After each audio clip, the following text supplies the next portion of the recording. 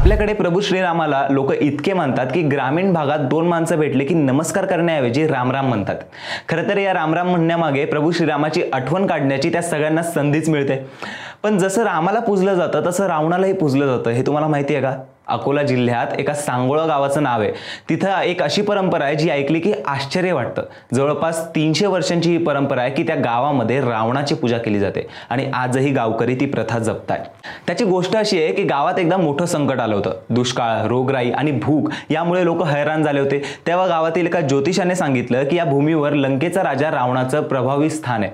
त्यांना मान दिला, त्यांची पूजा केली तर संकट टळतील। पण गावकऱ्यांनी एका ओट्यावर रावणाची मूर्ती बांधली आणि तिथून ही परंपरा सुरू झाली।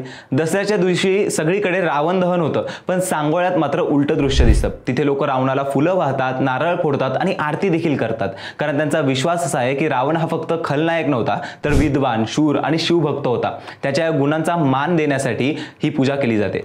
गावकरी सांगतात की गेल्या अनेक पिढ्यांपासून रावणाची पूजा ही परंपरा सुरू आहे आणि कोणीही ती मोडलेली नाहीये। उलट बाहेरून येणारे लोकही ही प्रथा पाहून थक्क होतात। काही ठिकाणी रावणाबद्दल फक्त नकारात्मक गोष्टी सांगितल्या जातात, पण आज 300 वर्षांनंतरही सांगोळा गावातील लोक सगळे मिळून रावणाची पूजा करतात आणि आपल्या मुलांना सांगतात की वाईट माणसातही चांगल्या गुणांची दखल घ्यावी।